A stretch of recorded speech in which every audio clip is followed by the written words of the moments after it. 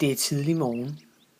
Bærbent står i sin bærebutik og kigger ud af vinduet for at se, om der kommer nogle kunder, der gerne vil købe rundstykker og tebirkis og croissanter og alt det, som han har stået og bagt i løbet af natten.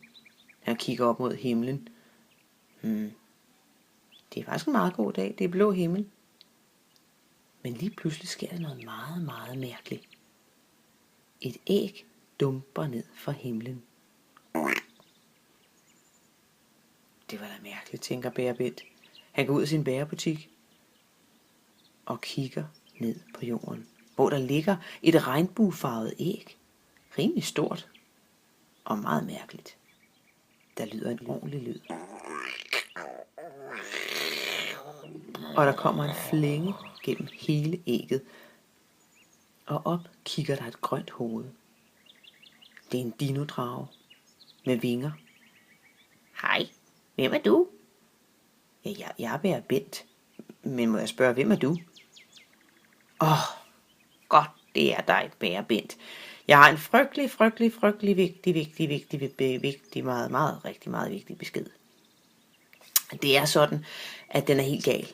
Fru Kærlighed er blevet taget til fange op på den flyvende planet, hvor troldmanden Mus bor. Og vi kan ikke få hende fri, for hun bor 37.000 trin nede, dybt nede i planeten. Og hvis hun bliver ved med at være fanget, Bærbent, så er der altså værre noget.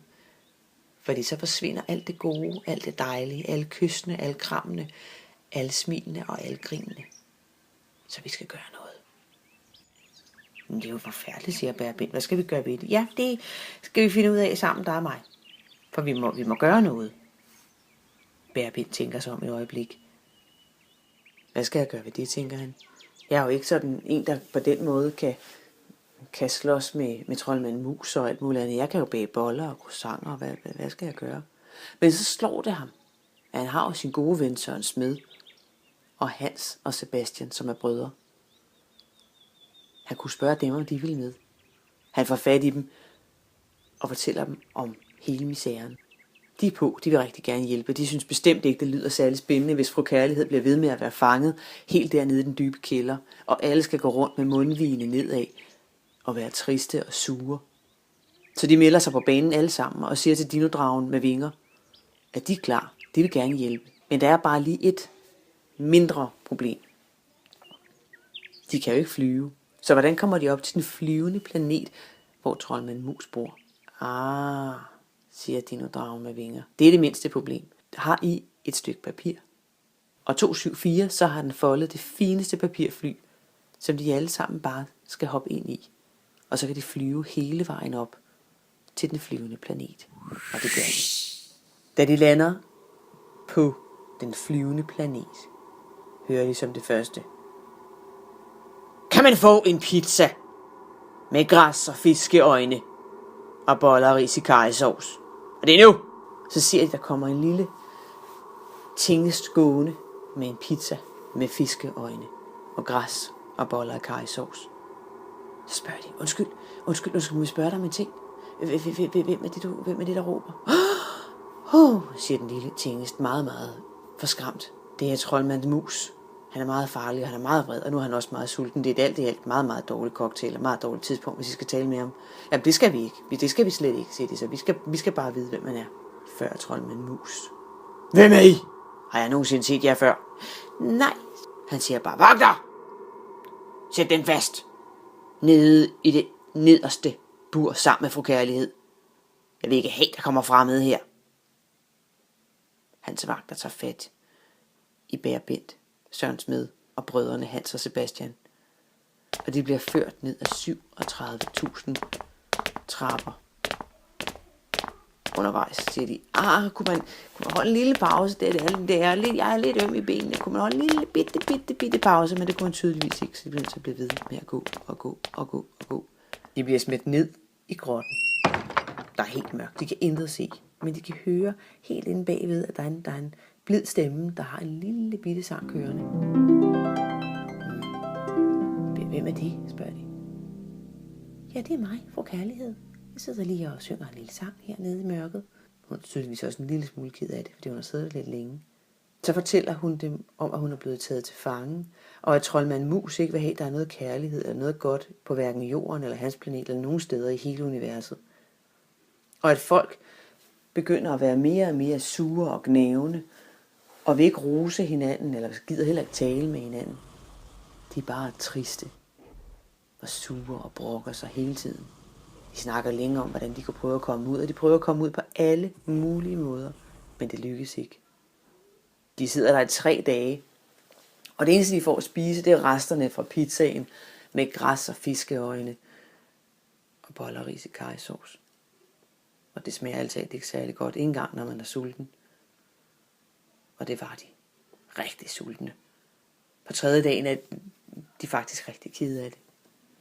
Så lyder der pludselig sådan en lyd.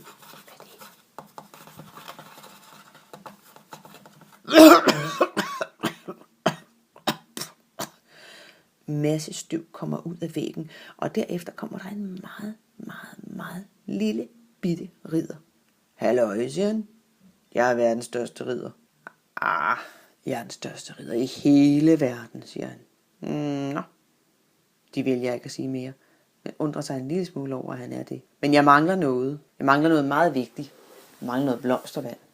Noget fint blomstervand. Fordi hvis jeg får det, så kan jeg komme ud af den her grotte, og så kan jeg hjælpe jer ud og befri jer. Men jeg ved ikke, hvem der har det blomstervand. Det har jeg, siger fru Kærlighed. Hun har nemlig gemt det nede i sine strømper. En lille bitte fint flaske med det fineste blomstervand. Altså ikke sådan noget, som blomster har stået i en vase med, for det skal man ikke drikke. Nej, men det fineste, særligt tappede blomstervand fra nogle helt særlige fine blomster, der både er lilla og grønne og gule og orange, og står på det øverste, fineste, største, højeste bjerg et eller andet sted nede syd for ækvator. Og det havde fru Kærlighed.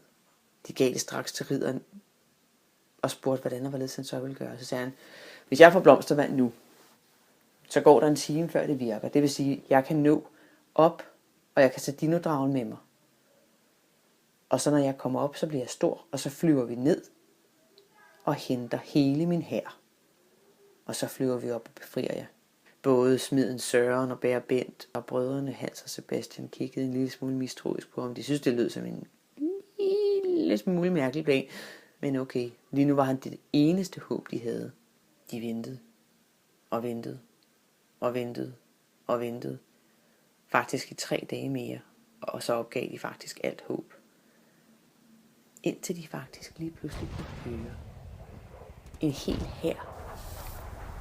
Og lige pludselig, så kom ridderen, Fred Fisk hed han faktisk, ned, og så sagde han, nu skal I skynde jer, der er fri bane. Så fik de fru Kærlighed, smeden Søren, Bære Bent og brødrene Hans og Sebastian op på de 37.000 trin.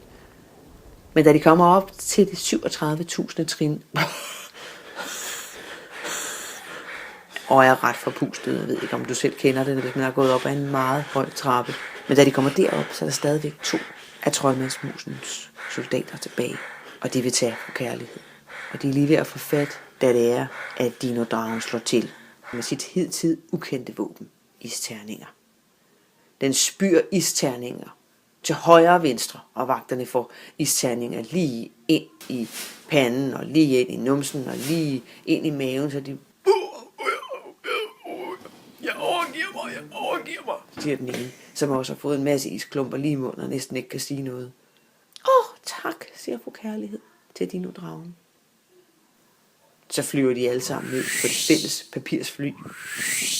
Og da de ankommer til jorden igen, siger Bære Bent, jeg bærer kage til alle. Og han skynder sig ind i sit bæreværksted og bærer den største kage, som jeg nogensinde har set. Det var nok større end Rundetårn, tror jeg. Måske endda Rundetårn gange 2. Og så inviterede han selvfølgelig alle hans venner, fru Kærlighed og alle ridderne, der havde hjulpet dem. Og selvfølgelig også Fred Fisk. Så holdt de en kæmpe fest, og den varede i 4 dage. Og de grinede, og de krammede, og de fortalte sjove ting, og de roste hinanden og sagde, du var god. Ej, det var du også. Ej, du var bedst. Ja, du var lige så god. Og jeg kunne ikke have klaret det uden dig, men jeg kunne slet ikke have klaret det uden dig. Og det var jo også rigtigt. For de kunne slet ikke have klaret det uden hinanden. Så man skal huske, at man kan hjælpe hinanden, så kan man klare de vildeste ting her i livet.